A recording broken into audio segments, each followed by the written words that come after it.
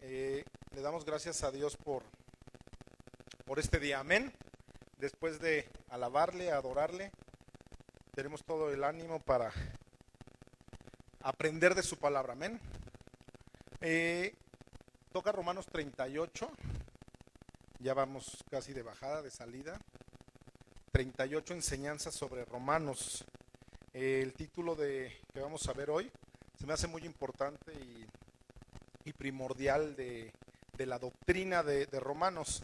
Es la carne es muerte. Vamos a abrir nuestra Biblia en Romanos 8, versículos 5 al 8. Vamos a ver parte de la carne. La carne es muerte para nosotros. Dice así la palabra de Dios en Romanos 8, versículos 5 al 8, dice: porque los que son de la carne piensan en las cosas de la carne, pero los que son del Espíritu en las cosas del Espíritu. Porque el ocuparse de la carne es muerte, pero el ocuparse del Espíritu es vida y paz. Por cuanto los designios de la carne son enemistad contra Dios, porque no se sujetan a la ley de Dios, ni tampoco pueden. Y los que viven según la carne no pueden agradar a Dios. Cierren sus ojos. Señor Jesús, Padre, gracias, Padre, por la enseñanza del día de hoy. Yo te ruego, Padre, que esta enseñanza quede grabada en su mente, pero que principalmente, Señor, la bajen a su corazón. La bajen a su corazón, Padre, donde ellos van a poder actuar, Señor, como tú nos mandas, Señor. Las personas, Padre, que están aquí presentes, los que nos escuchan a través de las redes sociales, Señor, te ruego, Padre, que tú hagas un cambio interno en su vida, Señor. Que cambien, Padre, su manera de pensar y principalmente, Señor, su manera de vivir, Señor. Que les canse el pecado, Señor, que ya estén hartos, Padre, de vivir esa vida, Señor, que los lleva a la muerte. La carne es la muerte, Señor. Yo te ruego, Padre, esta mañana, Señor, que tú estés, Señor, aquí en medio, como has estado en la alabanza, Señor, en la adoración. Cuando te estamos orando, Señor, tú estás aquí, te sentimos, Señor, te manifiestas, Señor, en nuestras vidas. Gracias, Señor. Te lo pido todo en el nombre poderoso de Jesucristo, Señor. Amén y amén. Hermanos, cuando la Biblia nos habla de la carne, nos habla de que estamos viviendo y estamos siendo gobernados por esa naturaleza que Adán tenía, esa naturaleza adánica que hoy conocemos, esa antigua naturaleza que también venimos estudiando ya las últimas semanas. De esa naturaleza y de esa forma de vida que hemos sido gobernados, de eso estoy hablando, cuando tú vives a través de la carne. Y esto viene desde que tú y yo no nacimos, desde que somos pequeños. Dice el Salmo 51, que en pecado hemos sido concebidos, dice el Salmo 51. Muchas religiones tratan de quitar ese pecado original a través de ritos, de bautizos, y nosotros sabemos como cristianos que solo es quitado por esa obra perfecta que Jesús hizo en la cruz. Es cuando tú recibes a Jesucristo, cuando hay una transformación en tu vida, es cuando recibes esa otra nueva naturaleza. Es la naturaleza espiritual, es en la que tú y yo debemos de andar día a día, en esa naturaleza espiritual y no en esa naturaleza carnal. Y hoy vamos a ver esas dos diferencias de vivir en la carne y vivir en nuestra naturaleza que ya se nos fue entregada el día que recibimos al Señor. El cristiano, como tú y como yo, ya tiene al Espíritu Santo. Hoy en día, cuando tú lo recibes es porque ya recibiste el Espíritu Santo en tu vida. Cuando tú aceptaste a Jesucristo, eso se te adhirió a tu vida, el Espíritu Santo, de manera natural. Tú decidiste hacer un cambio a tu vida y eso se impregnó a tu cuerpo, a tu manera de vivir, el Espíritu Santo.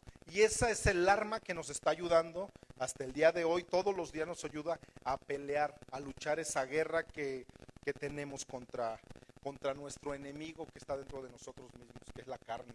Y se levanta a pelear diario, día con día.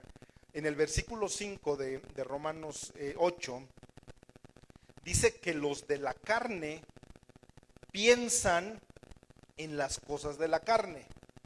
O sea, si tú vives en la carne vas a estar pensando en las cosas de la carne.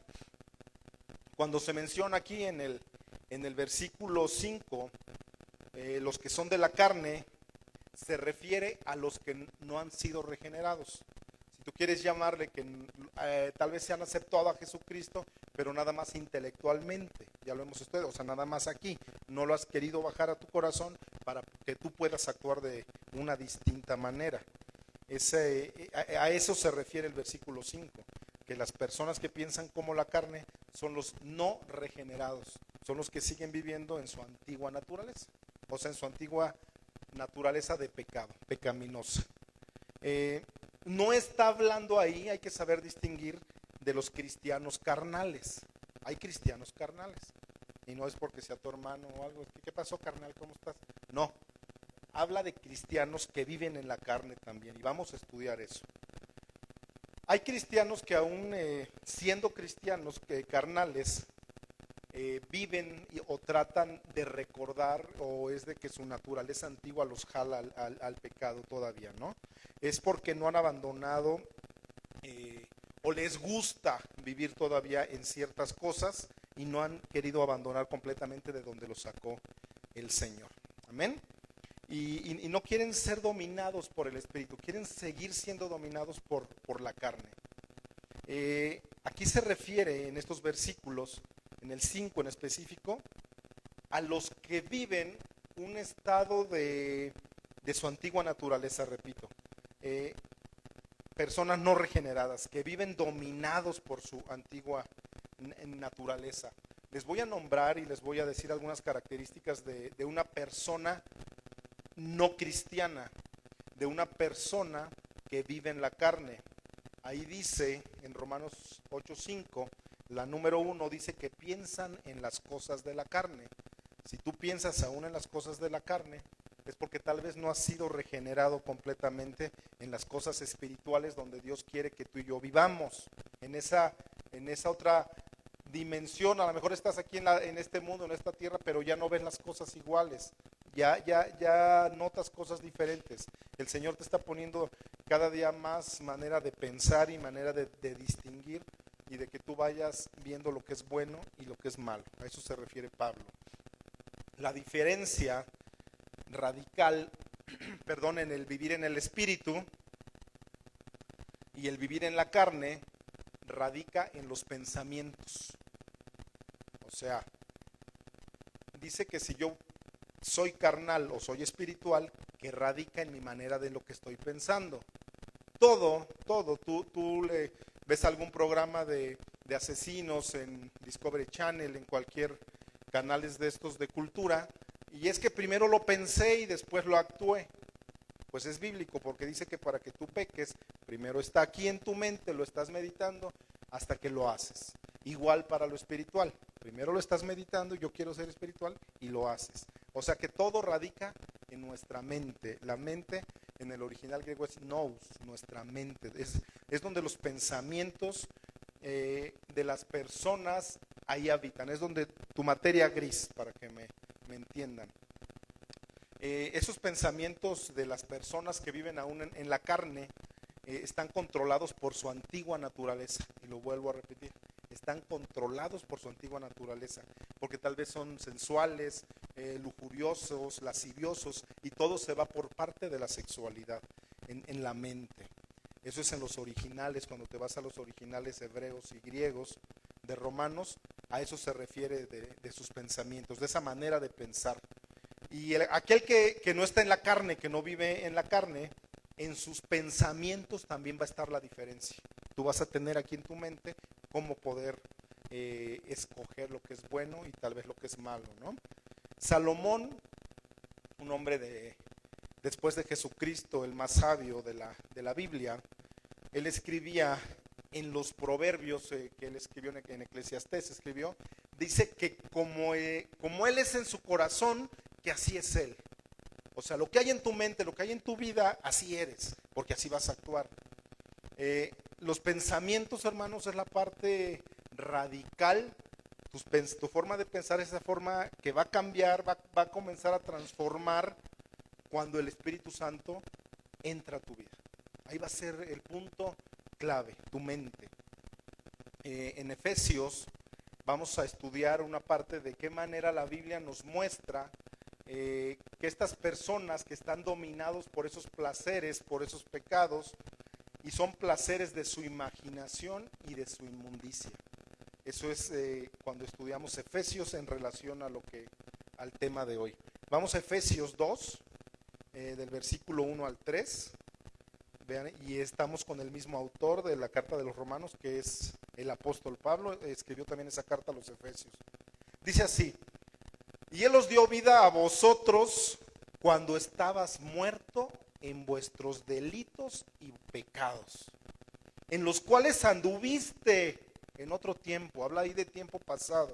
Recuerden que en la gramática en la Biblia, bien importante, cuando tú anduviste en otro tiempo, ahí habla de para los cristianos, para ti y para mí, que hemos sido transformados. Dice, siguiendo la corriente de este mundo, conforme al príncipe de la potestad del aire, el espíritu que ahora opera en los hijos de desobediencia,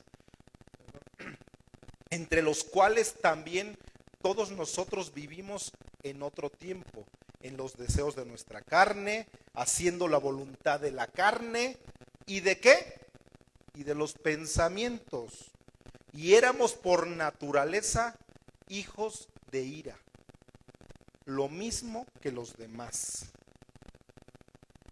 Entonces yo como cristiano ya no debo de tener malos pensamientos, me dice Pablo. ¿Es verdad o es mentira? ¿Que el cristiano ya no puede tener malos pensamientos? Claro que los tenemos. Y día a día más. Diario vas teniendo esos malos pensamientos.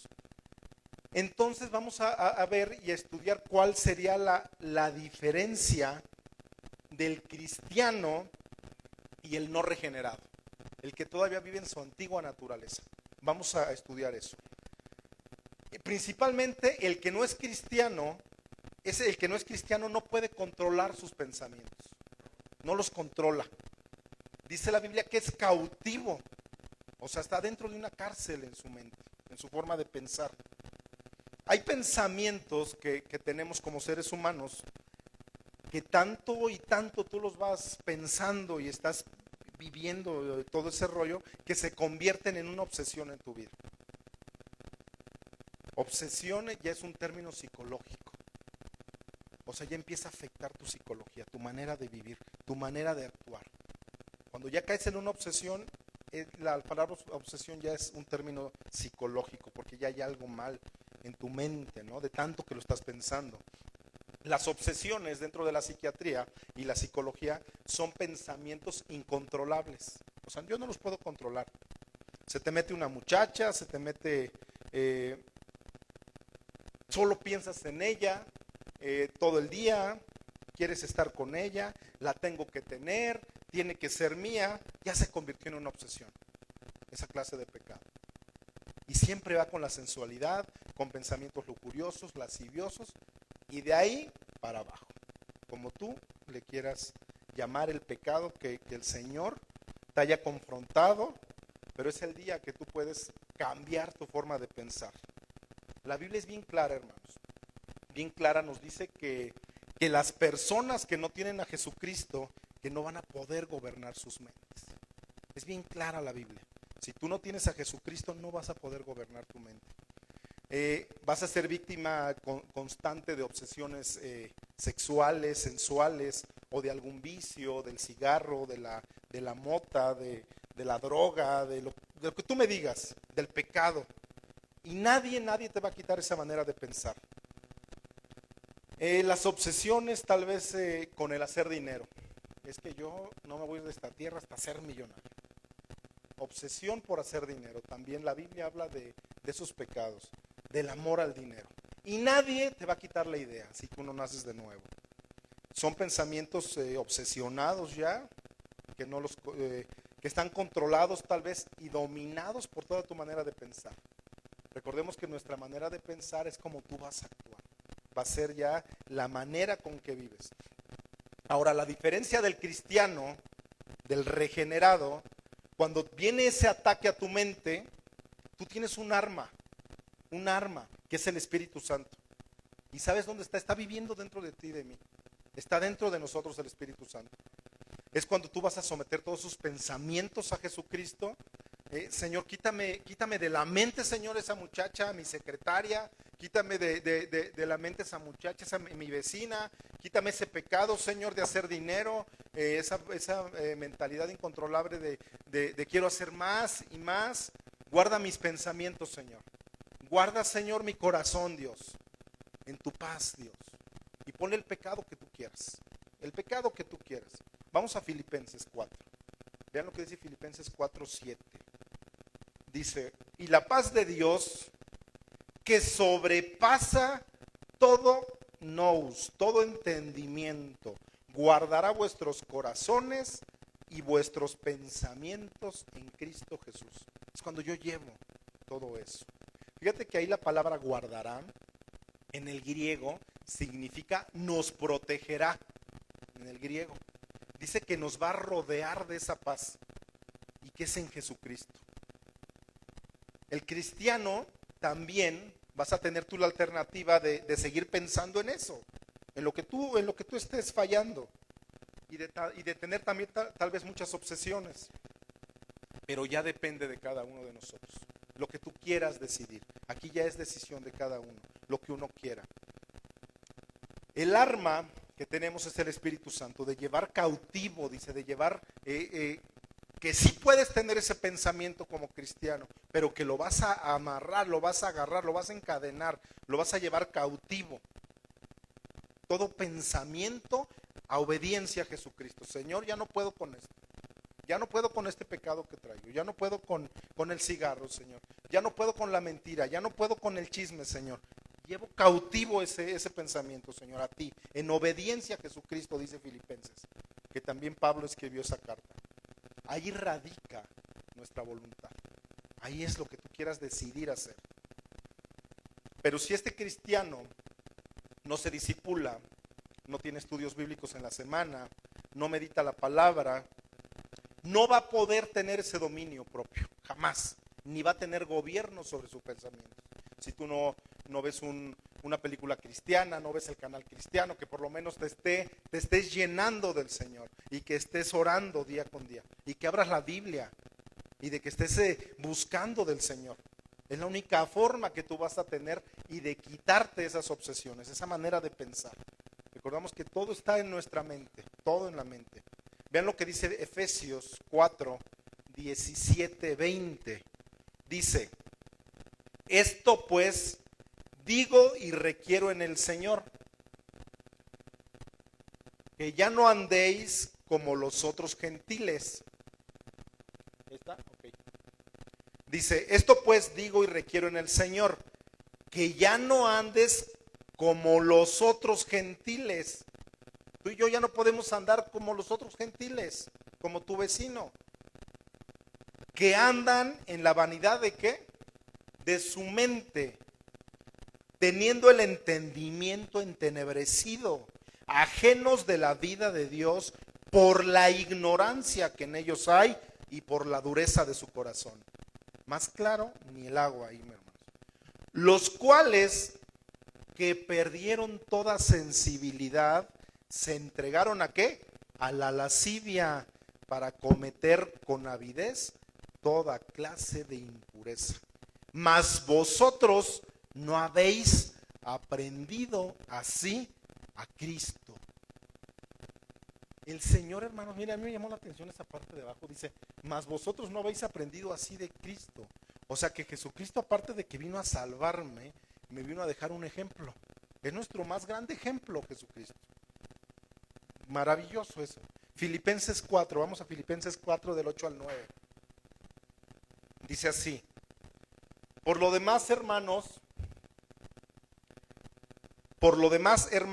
todo lo que es verdadero, todo lo honesto, todo lo justo, todo lo puro, todo lo amable, todo lo que es de buen nombre, si hay virtud alguna, si algo digno de alabanza, en esto piensa. O sea, tus pensamientos tienen que ser en esto. El 9 dice, lo que aprendiste y recibiste y oíste y viste en mí, esto haz. Y el Dios de la paz, otra vez, estará con nosotros. Cuando tú vas a poner ese pensamiento y te vas en oración, Señor, ya no puedo con este pecado, Señor. Somos seres humanos. Entonces cuando tú te vas a ir a hincar con el Señor, en donde estés, o en tu carro, en el camión, en donde estés, Señor, Padre, perdóname, Señor. Dice la palabra que orad sin cesar. No dice que estés orando así todo, que 40 minutos encerrado en tu cuarto. Tú vas en el camión y sabes que, Señor, en mi mente, sabes que ayúdame, Señor. Ya no puedo con esto. Te pongo a mi hijo, Señor. Mi hijo es bien drogadicto, Señor. Ya no lo aguanto, es bien desobediente. Tiene una rebelión bien grande, Señor. Puedes ir orando en el camión, a donde vas a tu trabajo, estar orando. Dice la Biblia que es orad sin cesar, dice la palabra. Y ahí habla otra vez de la paz que va a venir. Cuando tú hagas eso, te va a venir una paz en tu corazón, que ya no vas a estar, híjole, mejor vamos a echar un whiskazo para tranquilizarme, me voy a echar un churro de mota y voy a estar bien tranquilo ya ahora. Dice que cuando tú le entregas al Señor todo esto, que va a venir una paz a tu vida, una paz que tú no vas a comprender y que el mundo no conoce. Hermanos, el cristiano tiene que aprender a renovar su mente, a cambiar nuestra manera de pensar y no andar, como dice aquí en Filipenses y en Efesios, andar en las sutilezas, o sea, en lo bajo, en lo mínimo de la vanidad de mi mente. Yo ya no puedo darme ese lujo como cristiano, ya no podemos. Tú escuchas hablar a la gente y te das cuenta, nada más en los primeros intercambios de palabras que tengas, te das cuenta si él anda en la carne o anda en el espíritu. Nada más en los primeros intercambios de palabras que haya. Si andan en la carne, solo te van a hablar de vanidad, de pura sutileza. Nadie va a sacar la Biblia y va a empezar a compartir. A ver, miren, yo aprendí esto en la mañana, les quiero compartir esto. Muy pocos. Siempre dice que vas a andar en la sutileza de tu mente, en algo que no tiene valor, en lo que es vano. Y te vas a dar cuenta que andan en la carne.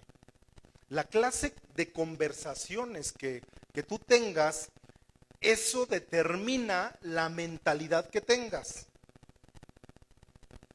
Como tú piensas, eso eres, dice la Biblia. Las personas, hermanos, del Espíritu son los cristianos que oran, que leen la Biblia, oran, cantan, le cantan al Señor, cantan alabanzas, adoración al Señor, testifican. ¿Sabes que el Señor hizo conmigo esto esta semana? Y tengo que decírtelo porque lo puede hacer en tu vida. Yo lo he creído. Es cuando un cristiano ya tiene una conversión porque testificas de él. Vas a hablar del Señor. Les gusta servir. Hoy, ¿sabes qué? Quiero que el siguiente domingo tú des la bienvenida. Sí, hermano, hoy estoy. Gracias. Tienes el deseo de servicio. Tienes el deseo de que si ves que una silla está mal acomodada, la acomodo. Y de que si hay una basurita, la recojo. Tienes el deseo de servir para el Señor. Eso es servicio al Señor. Que testificas, que oras, que lees la Biblia. Hermanos, las personas que viven en la carne viven dentro de su ego, su orgullo, vanidad, intereses personales que puedan tener nada más, su afán por hacer dinero. Vean lo que dice el Salmo 110, del 3 al 11. Son características, hermanos, los que vamos a leer ahorita, de las personas que viven en esas sutilezas. Personas que no han sido o que no han querido ser regeneradas. Vean lo que dice. Síganme con su mente. Dice, porque el malo se jacta del deseo de su alma. Bendice al codicioso y desprecia a Jehová. El malo, por la altivez de su rostro, no busca a Dios. No hay Dios en ninguno de ¿qué? De sus pensamientos.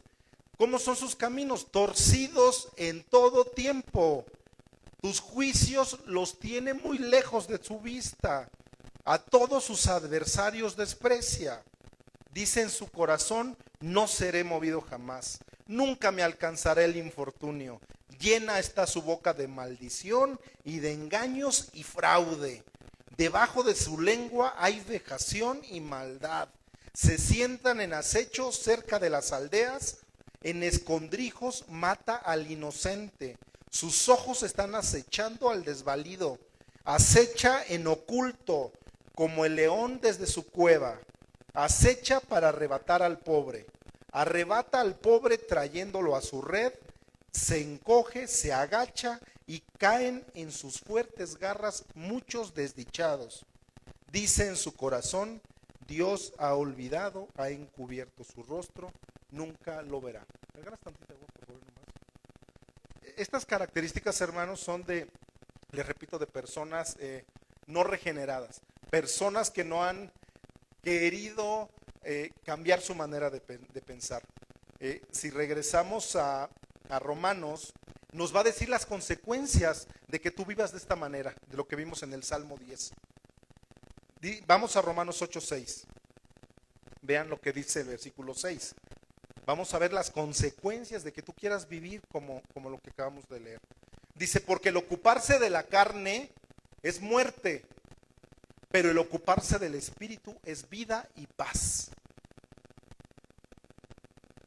El ocuparse, hermanos, significa el vivir haciendo. Dices que estoy ocupado, estoy viviendo, estoy ocupado en mi trabajo, estoy ocupado en mis pensamientos, estoy ocupado en tal cosa. Significa estoy viviendo en hacer esto. A eso se refieren los originales. El vivir pensando, el vivir esta clase de vida que llevo sin tener a Dios. Tal vez estoy centrado en mi trabajo, repito, tal vez en mis deleites, en mis pecados, en lo que le gusta a mi carne. El ocuparse de esto, dice la Biblia, es muerte. En tus deleites, en tus pecados. Es muerte.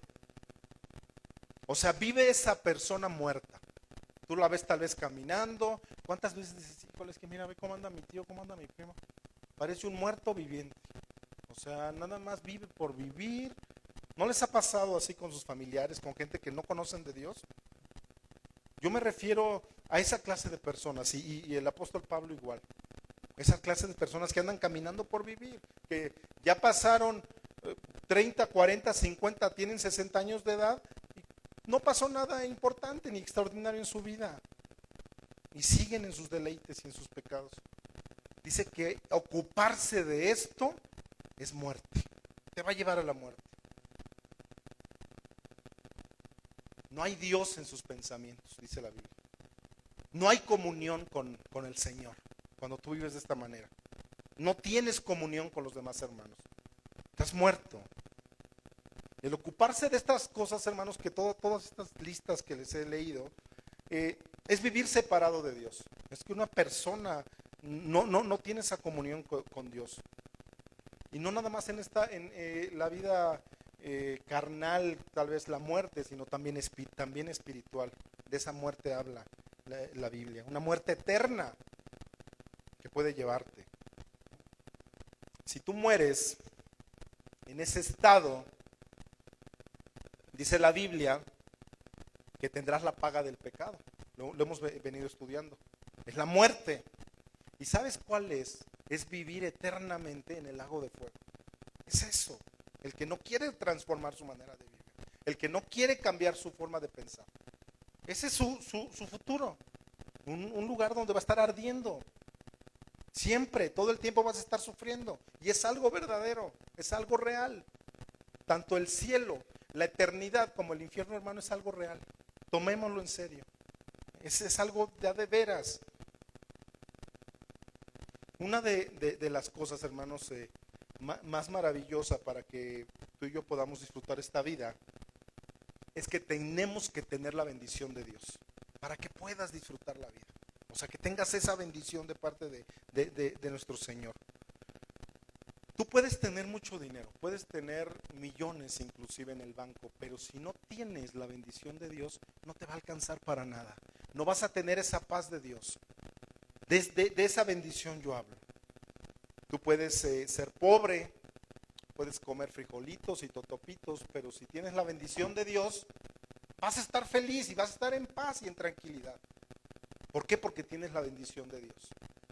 Y dentro de nosotros está el poder escoger eso. ¿Qué quieres vivir tú? Para que puedas disfrutar con lo que Dios te dio. Lo que tienes, disfrútalo. Para eso te lo dio el Señor. Hermanos, muchas veces o siempre no es el dinero, tampoco es el placer o la abundancia tal vez que quieras tener de bienes. Lo que viene a hacer la diferencia o viene a diferenciar entre ser feliz o que tú no seas feliz es de que vivas en el Espíritu, de que pienses en cosas del Espíritu y no en la carne. Pablo, aquí en esto que hemos leído, lo decía con estas palabras. Tú estudias la vida de Pablo y dice: yo sé vivir humildemente, he vivido en abundancia, he tenido abundancia, pero dice: todo lo puedo en Cristo que me fortalece. Y lo repite, gracias, lo repite de diferentes maneras. Entonces en Pablo vemos también grande ejemplo porque tuvo revelación de parte de nuestro Señor Jesucristo. Dice: yo he sabido vivir en abundancia, también he sabido no tener, pero lo que me debe de importar es de que en Cristo me fortalezco. Vamos a Romanos 8, versículos 7 y 8. Dice: por cuanto los designios de la carne son enemistad contra Dios, porque no se sujetan a la ley de Dios ni tampoco pueden. Y los que viven según la carne no pueden agradar a Dios. Aquí la palabra designios del versículo 7, en el original griego, hermanos, significa mente carnal. Dice: por cuanto tu mente carnal son enemistad contra Dios. Es la palabra Sukikos nous, con K, Sukikos nous. Sukikos es carne y nous mente. Dice la Biblia, hermanos, que todo aquello que tenga su origen en la carne no va a poder agradar a Dios. Todo lo que tenga su origen en la carne no va a poder agradar a Dios. Hermano, no hay nada que podamos hacer en la carne que le pueda agradar a Dios. Nada, no hay nada. Todo aquello que sea resultado inclusive de la carne, las mejores obras que tú puedas, que broten de un corazón, va a ser egoísta al fin y al cabo. ¿Por qué? Porque su fundamento está en lo carnal, está en tu mente, en lo carnal, en lo que quieres vivir.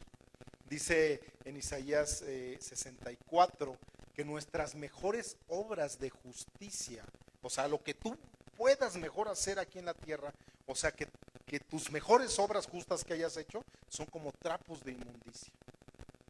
O sea, no te puedes decir que puedes hacer algo bueno.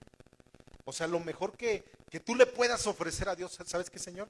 Ya le di de comer a muchos niños pobres aquí. Eso viene a ser como un trapo sucio, como una jerga. En los originales habla como una toalla femenina. De eso habla el trapo de inmundicia. De eso es un trapo sucio, un trapo inmundo.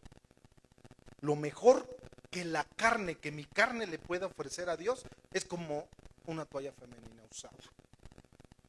Qué grueso. Hermanos, Dios tuvo que condenar esa carne. Tuvo que condenar la carne. Tuvo que crucificar la carne.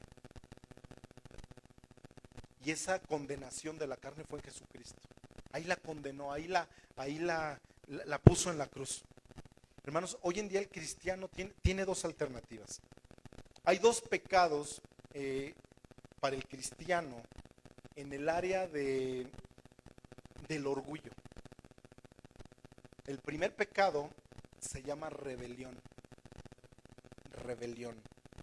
Significa rebelión, y esto para los jóvenes también, significa no hacer lo que Dios te ha mandado hacer. Este muchacho rebelde. Así les decimos, ¿no? Muchas veces a nuestros hijos. Está en rebeldía, mi hijo. O un cristiano rebelde. Vive en su rebeldía. O sea, el pecado está en el orgullo primeramente, y el segundo, que no hace lo que Dios le ha mandado hacer. El segundo pecado que como cristiano muchas veces llegamos a cometer es el pecado de presunción. Significa ese pecado de presunción lo que Dios no te ha mandado hacer. ¿Y qué haces? es lo que Dios no nos ha mandado a hacer y lo hacemos. Vamos a ver ahorita algunos ejemplos en el Antiguo Testamento de estos pecados. El por qué el cristiano tiene esa tendencia de estar tratando de hacer algo cuando Dios no me lo mandó y cuando no es de parte del Espíritu. ¿Por qué lo tengo que hacer? Porque tengo muchas veces que yo pienso que tengo que agradar a Dios en mi carne. Ahí en el Antiguo Testamento vemos cómo Dios ha condenado, ha enjuiciado a cualquier cristiano, a cualquier persona que lo reconoció y que trate de hacer algo por reconocer a Dios de una forma que Dios no lo ha mandado. Tenemos que ser bien sabios con todo eso. El primer ejemplo está con el pueblo hebreo. Ellos salen de Egipto. Vemos cómo salen después de las 10 pruebas que les pasa a los egipcios, los dejan salir y pasan una primera prueba en el desierto. ¿Y cuál fue la primera prueba? Imagínate tú en tu vida, cuando eres cristiano, para que vayas comparando tu vida con el pueblo judío, el pueblo hebreo en ese entonces. Conoces de Dios, pero llega la primera prueba. Bueno, llegan los judíos, salen van en camino en el desierto, ya son libres. Y la primera prueba, no hay agua. La primera prueba, no hay agua. Vamos a Éxodo. Éxodo 17, del 1 al 7. Dice así: toda la congregación de los hijos de Israel partió del desierto, ¿de dónde? De Sin, por sus jornadas, o sea, día a día, conforme al mandamiento de Jehová. ¿Acamparon en dónde? En Redifim. Y no había, ¿qué? Agua para que el pueblo bebiese. Y altercó, bronca ya luego.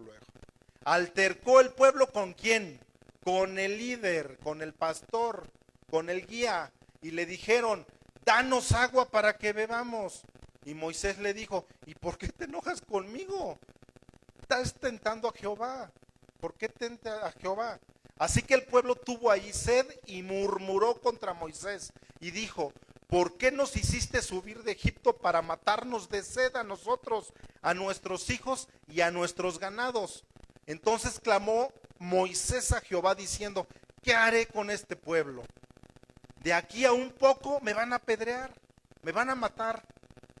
Y Jehová le dijo a Moisés: pasa delante del pueblo y toma contigo de los ancianos de Israel y toma también en tu mano tu vara con lo que golpeaste el río y ve.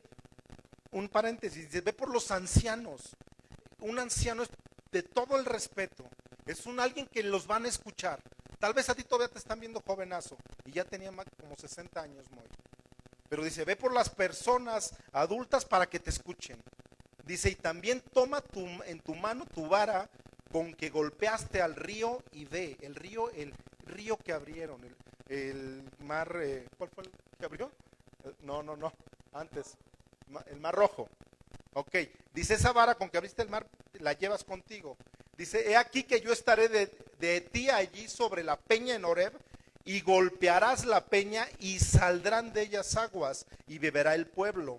Y Moisés lo hizo así en presencia ¿de quién? De los ancianos de Israel, y llamó el nombre de aquel lugar Masá y Meriba, por la rencilla de los hijos de Israel y porque tentaron a Jehová diciendo: ¿está pues Jehová en nosotros o no? ¿Cuántas veces te encuentras como cristiano? ¿Está Dios conmigo o no está conmigo? A ese lugar le llamaron Masá y Meriba, porque tuvieron rencilla contra el líder y contra Jehová mismo. Masá en el original hebreo, en el original, significa prueba. O sea que tú y yo vamos a pasar pruebas como cristianos. Meriba significa pelearse o rencilla en el original hebreo. Son dos palabras hebreas. Cuando el cristiano acaba de nacer y llevas 1 año en Cristo, 2 años, te vas a enfrentar a las mismas pruebas, a las mismas. El enemigo que surge al pueblo hebreo se va a llamar Amelec. En toda la historia del Antiguo Testamento, no sé si lo habían notado eso. Y en nosotros va a surgir Amalek muchas veces. Amalek.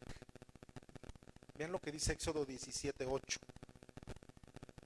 O sea, ellos van saliendo del pueblo, tienen una prueba, se pelean con el líder, se pelean con Jehová, Dios les da el agua, pero enseguida viene otra prueba. Dice el 8, inmediatamente el 8. Entonces vino Amalek y peleó contra Israel en Refidim. Y vimos que ellos estaban acampando en Refidim. O sea, acá ahí les llegaron al campamento. Entonces dices, es que cuando soy cristiano y acabo de conocer del Señor, parece que me va peor. O le estoy sirviendo y siento que me va mal. Ya no tengo dinero, no me alcanza para nada. Y eso que soy cristiano, ¿qué está pasando en mi vida? Eso les pasó al pueblo judío, al pueblo hebreo, perdón. Amalek era el nieto de Esaú. Nieto de Esaú, Amalek. Eso lo pueden constatar en Génesis 36:12, pero para avanzar en su casa lo leen. Amalek en el Antiguo Testamento es un tipo, una tipología de la carne, Amalek. En la carne, pero del creyente. Un tipo, ya en el Nuevo Testamento tú lo vas a ver en Gálatas 4:22, lo anotas y lo lees. Ya como creyente, cuando tú vives en la carne, ese Amalek, en el Nuevo Testamento lo ves en Gálatas 4:22. Ahí se usa una alegoría en Gálatas entre Agar y Sara, donde Agar, su hijo fue Ismael, y según Gálatas, vino de la carne. Sara tiene un hijo y le llama Isaac, un hijo que dice la Biblia que venía del Espíritu, que venía de parte de Dios, era un hijo de la promesa. En el Antiguo Testamento no existían estas dos naturalezas en las personas, las que les vengo explicando, pero sí existía el tipo que representaba en el Nuevo Testamento la antigua y la nueva naturaleza. Había algo que les decía que estaba haciendo mal porque vivían bajo la carne o vivían bajo el Espíritu, pero en ese entonces no tenían esas dos naturalezas como las tenemos hoy en día.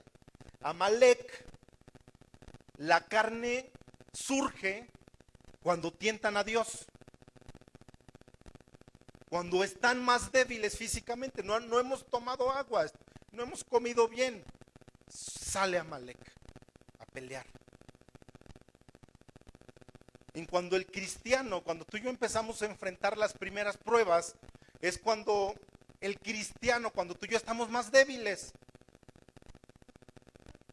Es cuando el cristiano no ha orado, es cuando no has pasado tiempo con Dios, cuando no te disipulas, es cuando empiezas a murmurar, empiezas a hablar y empiezas a hablar de aquel que nos salvó en la cruz, que pagó por ti en la cruz. Me va peor, mejor estuviera mejor en mi antigua vida, me iba mejor. Surge Amalek a pelear con nosotros. Es bien interesante cuando estudias tú a Amalek que no fueron los hebreos a echarle bronca. No fueron a buscarle pleito a Amalek. Amalek va y los busca. Ahí dice en el 8, vino Amalek y peleó contra Israel.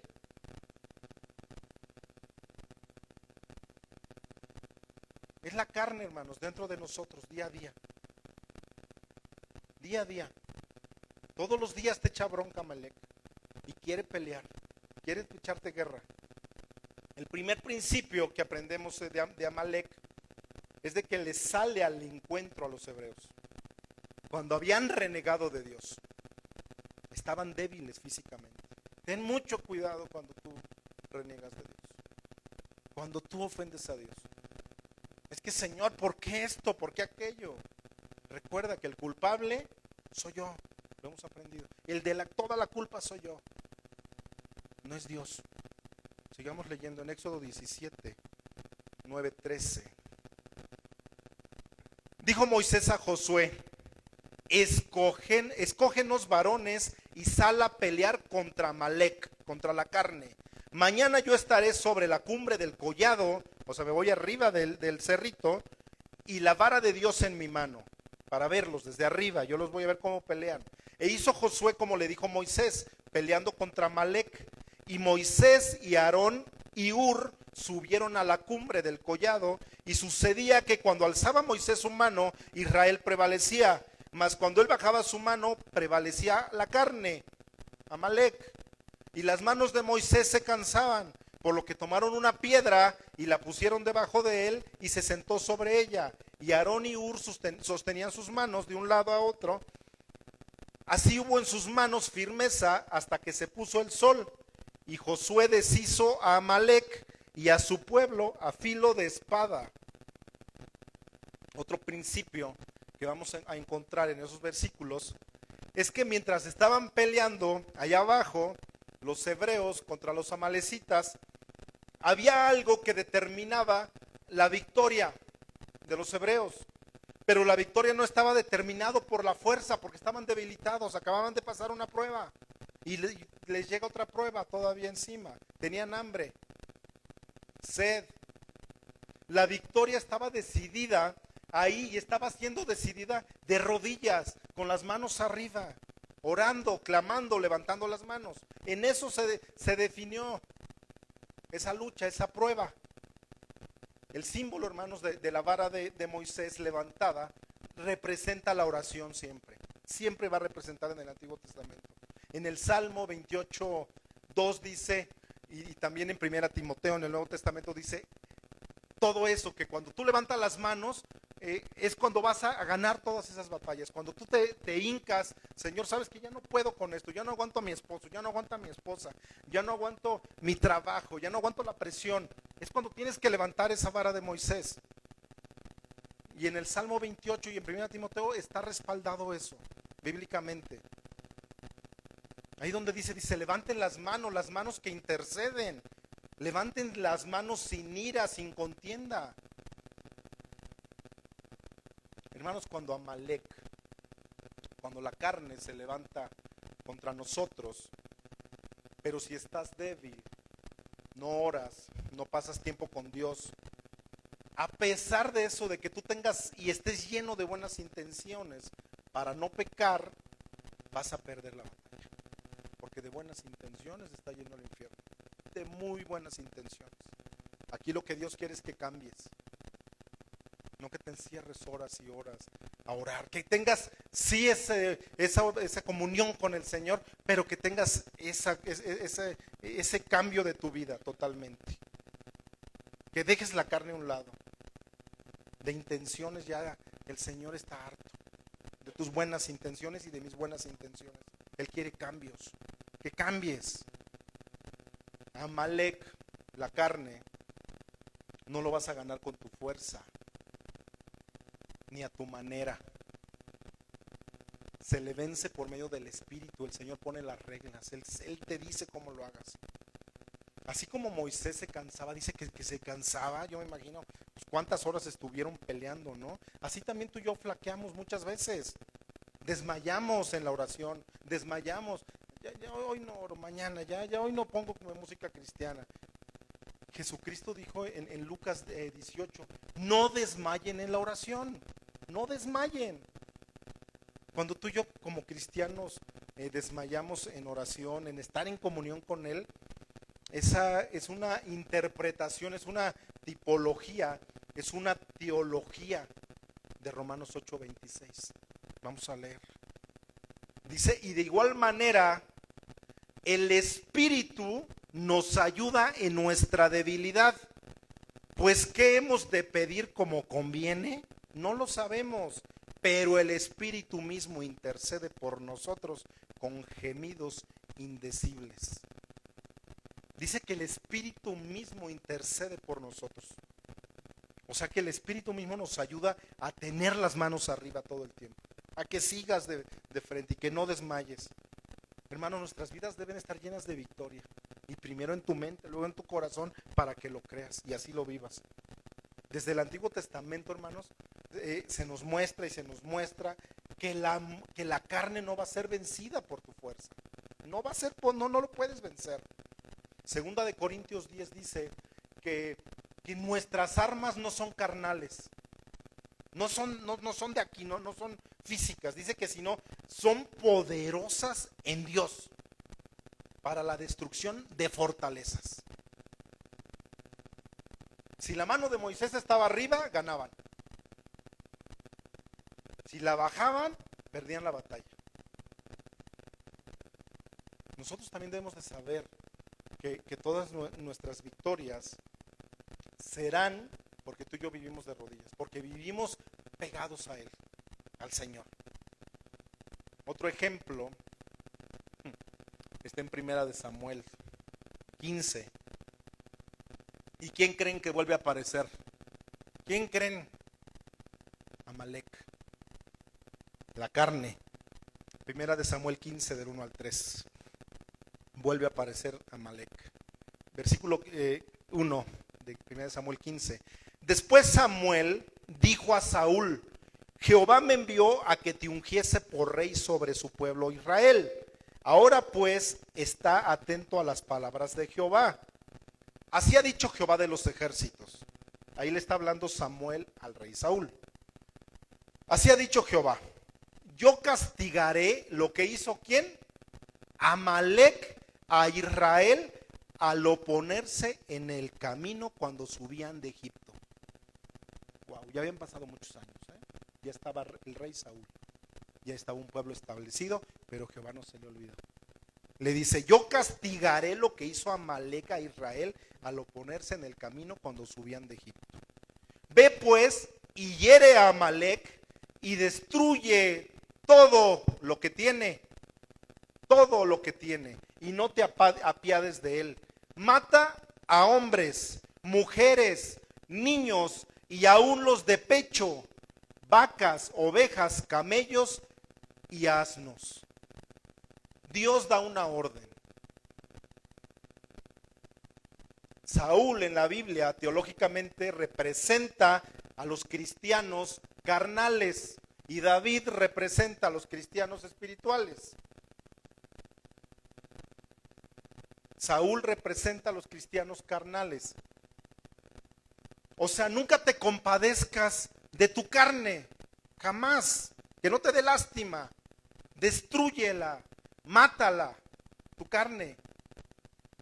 Dice Colosenses 3, mata las obras de la carne, o sea, desaparécelas. Las órdenes fueron bien claras y explícitas de parte de Dios, ¿o no? Pero pasó un problema. ¿Qué le mandó Jehová? Mata hombres, mujeres, niños, aún los recién nacidos, los de pecho, vacas, ovejas, camellos y asnos. O sea, desaparécelos de la tierra. Pasa un problema. Seguimos leyendo en 2 de Samuel 15. 7. Y Saúl derrotó a los amalecitas desde Ávila hasta llegar a Shur, que está al oriente de Egipto. Y tomó vivo a Agag, rey de Amalek, pero a todo el pueblo mató a filo de espada. Y Saúl y el pueblo perdonaron a Agag, y a lo mejor de las ovejas y del ganado mayor, de los animales engordados, de los carneros y de todo lo bueno. Se ve que podemos hacer una buena fiesta con él, no hay que matarlo. Y no los quisieron destruir, mas todo lo que era vil y despreciable destruyeron. Dios da una orden a Saúl. Saúl desobedece. Saúl se compadece de Amalek. Solo perdona lo más gordito y todo lo bueno, dice la Biblia. Esto sí me va a servir. Saúl dijo: vamos a guardar estos carneros para llevárselos al Señor en sacrificio, y estas ovejitas, nos vamos a hacer una buena barbacoa. Cuando las órdenes fueron bien claras. Nosotros muchas veces como cristianos repetimos esos errores que cometió el rey Saúl. Muchas veces. Ya no soy borracho, Señor. Eso sí es pecado. No hay otros que bueno. Ya no soy adúltero, Señor. Ese es un pecadote grandote.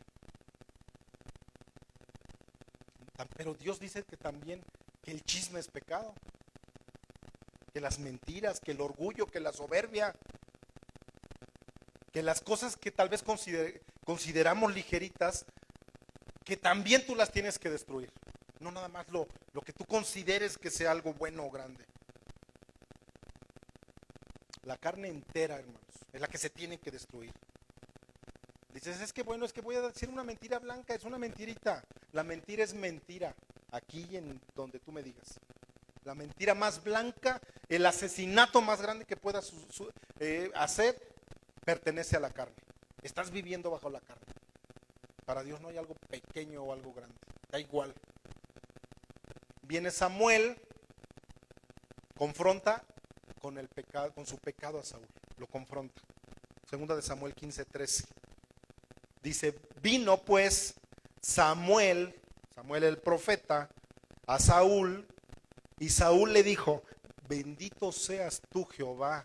Vean qué cínico, ¿no? Se la voy a suavizar. Bendito seas tú de Jehová. Yo he cumplido la palabra de Jehová. El pecado te hace mentiroso, chismoso. Samuel entonces dijo, pues ¿y ese ruido que estoy oyendo del balido de las ovejas y el bramido de las vacas, es esto que yo oigo en mis oídos o estoy enloqueciendo? Dice el profeta. Saúl respondió, de Amalec los han traído, porque el pueblo perdonó lo mejor de las ovejas y de las vacas para sacrificarlas a Jehová tu Dios, pero lo demás lo destruimos. El pecado te hace cínico, hermano, mentiroso, y le vas a echar la culpa a los demás. Nunca yo soy el culpable, jamás. Cuando Saúl es confrontado con este pecado, Saúl se disculpa. Le dice al profeta Samuel, hermanos, para que me entiendan, es como la contestación que Saúl le da al profeta. Le está diciendo que la decisión que él tomó como rey era la mejor que inclusive Dios le estaba dando. Es lo mejor que yo decidí, no me importa la orden que me haya dado Dios. Es el cristiano que hoy en día dice, yo pienso de esta manera y así voy a vivir. Yo voy a hacer lo que yo creo. ¿Qué tanto es tantito? Y la Biblia le haces un lado. Porque Dios te está dando una orden. Hermanos, ya como cristianos no se nos da la opción de pecar, de vivir en la carne, de hacer lo que nosotros pensamos, sino lo que Dios nos dice es lo que debemos de hacer. Cumplir esa orden. Ya no tenemos opción, hermanos. Ya no tenemos opción de pensar lo que yo creo que para mí es correcto, o de hacer lo que yo siento hacer. Ya no. Tienes y tenemos que entender de que antes de que tú y yo tomemos una decisión, que tomemos en cuenta lo que Dios dice. ¿Qué dice Dios de esa decisión que yo voy a tomar? Saúl fue confrontado con su pecado y Samuel le sigue diciendo ahí en el versículo 22. Y Samuel dijo, se complace Jehová tanto en los holocaustos y víctimas como en que se obedezca a las palabras de Jehová. Ciertamente el obedecer es mejor que los sacrificios. No te me pongas a orar todo el tiempo, obedécele, cambia tu vida. Es que lo voy a poner en oración, cambia tu vida. Ahí lo dice. Ciertamente el obedecer es mejor que los sacrificios y el prestar atención que la grosura de los carneros. Versículo 23, porque como pecado de adivinación es la rebelión y como ídolos e idolatría la obstinación. Por cuanto tú desechaste la palabra de Jehová, Él también te ha desechado para que ya no seas rey. En ese momento lo destituye de su reinado y se aparta de él. El obedecer es mejor, hermanos, que cualquier sacrificio que hagamos o rito. Dios prefiere tu obediencia a que te la pases encerrado y de religioso. Obstinación, rebelión, terquedad. Terquedad a hacer lo que tú quieres, a hacer lo que tú dices, lo que tú piensas que está bien, lo que crees que es mejor, lo que tú piensas, lo que tus amigos carnales quieren decir y que te influencian. Y no lo que Jehová ha dicho, la orden que Jehová dijo. Saúl creyó, hermanos, que él podía tomar decisiones. Pero ¿desde dónde? Desde su perspectiva humana. De acuerdo a una opinión de él nada más. Y empezó a hacer su voluntad. El rey Saúl. Resultado, Dios le quita el reino. Nada más. Dios da la orden. Maten las obras de la carne. Destruye todo lo que tenga que ver con tu antigua naturaleza, le está diciendo a Saúl. Con todo del que me empezó a hacer mal desde un principio. Vamos a ver por último otro ejemplo y el más fuerte que yo consideré. Segunda de Samuel 6, del 1 al 9. Dice así: David volvió a reunir a todos los escogidos de Israel. ¿Cuántos? 30,000. No eran 1,000 ni 2,000, 30,000. Y se levantó David y partió de Balá de Judá con todo el pueblo que tenía consigo para hacer pasar de ahí el arca de Dios, sobre la cual era invocado el nombre de Jehová de los ejércitos, que mora entre los querubines. Pusieron el arca de Dios sobre un carro nuevo y lo llevaron de la casa de Abinadab, que estaba en el collado, y Usa y Ahio, hijos de Abinadab, guiaban el carro nuevo. Y cuando lo llevaban de la casa de Abinadab, que estaba en el collado, con el arca de Dios, Ahio iba delante del arca. Y David y toda la casa de Israel danzaban delante de Jehová con toda la clase de instrumentos de madera de haya, con arpas, salterios, panderos, flautas y címbalos. Cuando llegaron a la era de Nacón, Usa extendió su mano al arca de Dios y la sostuvo, porque los bueyes tropezaban. Y el furor de Jehová se encendió contra Usa y lo hirió allí Dios por aquella temeridad. Y cayó allí muerto junto al arca de Dios. Y se entristeció el rey David por haber herido Jehová a Usa. Y fue llamado aquel lugar Pérez Usa hasta hoy. Y temiendo David a Jehová aquel día, dijo: ¿cómo ha de venir a mí el arca de Jehová? Hermanos, en Números le faltaba conocimiento a David. Estudiar la palabra. Vamos a abrir nuevamente la universidad. ¿Y quién se quiere inscribir? No, pues nadie. Vamos a tener estudio los viernes. ¿Quién va? Nadie. ¿Quién quiere venir a aprender más de la palabra los sábados? Nadie, está vacío. David, el rey David, no sabía cómo transportar el arca. Y estaba escrito en la Torá. Dice la Biblia que el pueblo perece por falta de conocimiento. Vamos a Números 4:15. Ahí estaba escrito cómo debía de ser transportada el arca. Dice así: y cuando acaben Aarón y sus hijos de cubrir el santuario y todos los utensilios del santuario, cuando haya de mudarse el campamento, vendrán después de ello los hijos de Coat para llevarlos. Ahí está. Pero no tocarán cosa santa, no sea que mueran. Estas serán las cargas de los hijos de Coat en el tabernáculo de reunión. Las órdenes, otra vez de Dios, las órdenes de Jehová eran que la carne humana, que ningún hombre tocara con sus manos las cosas santas. Esa era la orden. El arca se iba a caer. Usa trata de detenerla. Hay injusticia de parte de Dios por lo que hizo Usa. Pues iba a caer el arca. Tropiezan los bueyes donde iban cargando el arca. Y pues cualquiera, ¿no? Usa tuvo las mejores intenciones. Quiso ayudarle a Dios. Hermanos, esto nos pone de ejemplo de que tenemos la tendencia como cristianos de hacer la obra de Dios con la carne. según con lo que nosotros que pensamos que está bien. Yo me pregunto, ¿qué no era buena la intención de Usa? Dice que hasta David se puso triste, que hasta, o sea, se enojó con Jehová. ¿Por qué lo mataste? O sea, Dios, yo me imagino a David, Dios mío, Jehová se iba a caer y tú lo mataste a Usa. ¿Por qué lo mataste? Y leyendo la palabra sinceramente, David y Usa estaban equivocados. ¿Cuántos líderes, cuántos servidores, cuántos pastores que me escuchan a través de la red hay dentro de nuestras iglesias cristianas que a lo mejor sí son buenas sus intenciones? Pero el problema, hermanos, radica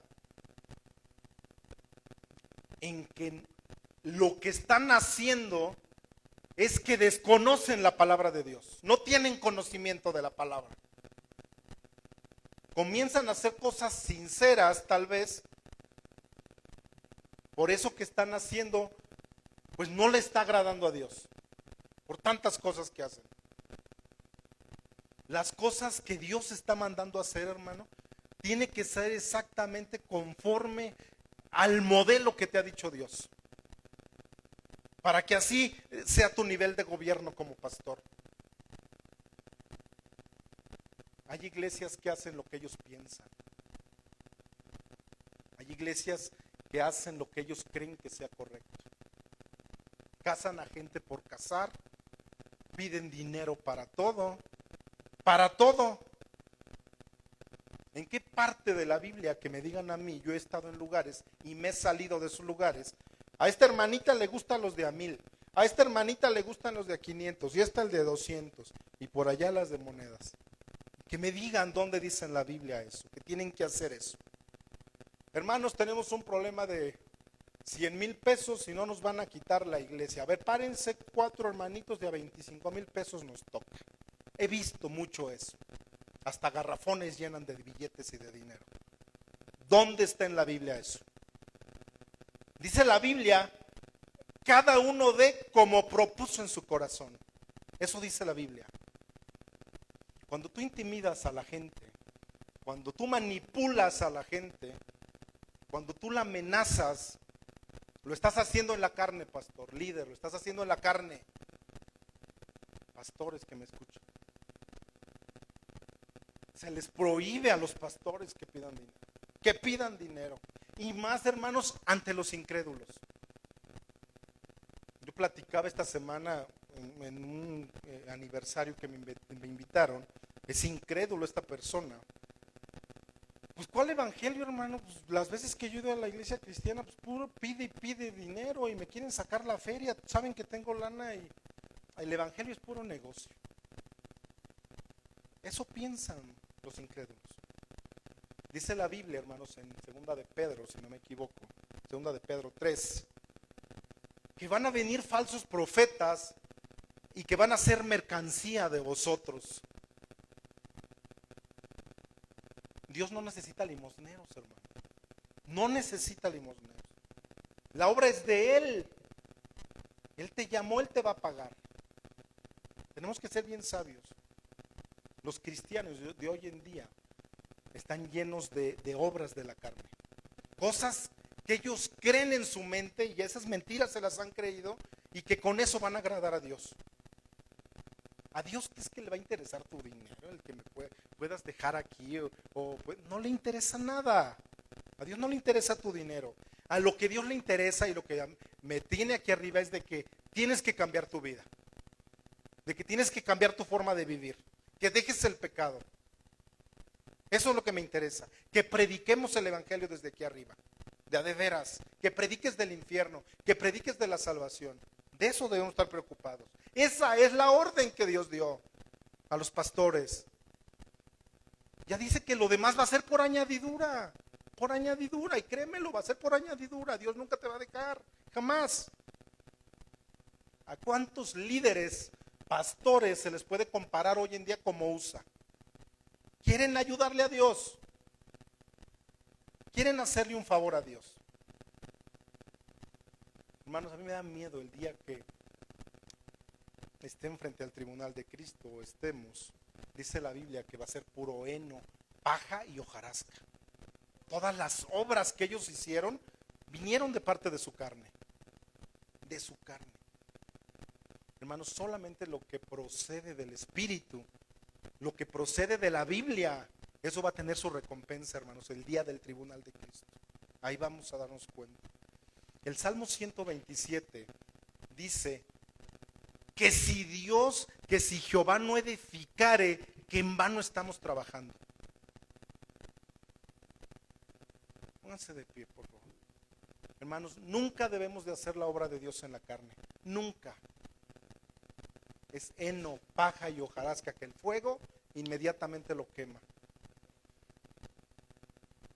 El Salmo 127 dice, si Jehová no edificare, yo quiero edificar, que quede edificado lo que yo enseñe. Dice que en vano estamos trabajando. Señor, esta tarde, Señor, te damos gracias, Padre. Hemos aprendido, Señor, que los de la carne, Señor, piensan en la carne, Señor. Y que los que pensamos en el Espíritu, Señor, pensamos en las cosas del Espíritu, Dios. Señor, perdónanos, Padre, si hemos tratado de manipularte, Dios. De forzarte, Señor. De forzarte a hacer algo, Padre, que nosotros queramos para nuestro bienestar, Señor. Perdónanos, Dios. Todos nuestros planes, Señor, todos mis anhelos que yo tenga, Señor, están delante de ti, Señor. Tú los conoces, Padre.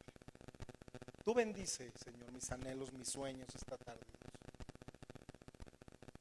Si tú tienes anhelos, sueños, Dios te los va a bendecir esta mañana. No tenemos que hacerle manita de puerco a Dios. Conoce nuestras vidas. Yo sé que tú los vas a bendecir, Padre, esta mañana. Padre, yo quiero llegar limpio ante el tribunal de Cristo, Señor. Quiero que me recibas, Señor, y que esté limpio, Padre. Yo no quiero ser avergonzado ese día, Señor. Perdónanos, Señor, como cristianos, Padre, que no hemos obedecido, Señor, lo que tú ordenaste. Y que hacemos lo que creemos y que hacemos lo que pensamos. Estamos viviendo en la carne. Y eso va a tener nuestras vidas, Señor. Que seamos luz en medio de estas tinieblas, Señor. Tú nos exiges un cambio de vida, Padre. Lo hemos estado aprendiendo, Señor. Es básico, Señor, esto que aprendimos hoy, Dios. Perdónanos, Señor. No queremos ser religiosos, Señor. No queremos hacer más obras. La tenemos fácil, Señor, contigo. Gracias, Dios. Padre, yo te ruego que esta mañana, Señor, nos perdone. Nos ayude, Señor, a entender y a comprender esto. Tal vez a algunos en 2 o 3 años les va a caer el 20, pero ya está sembrada la semilla, Señor. Y que algún día germine, Señor. Yo te ruego, Señor, Padre, que tú estés en cada uno de nosotros, Señor, y que tu Espíritu siga vivificando, Señor, esta palabra. Te bendecimos esta mañana, Señor. Te agradecemos porque eres Dios. Te agradecemos porque eres nuestro Padre. Te bendecimos, Señor, como hijos tuyos. Gracias porque eres grande, eres bueno. Maravilloso, Señor. En tus manos, Señor. Te queremos alabar, Señor, esta mañana, Dios.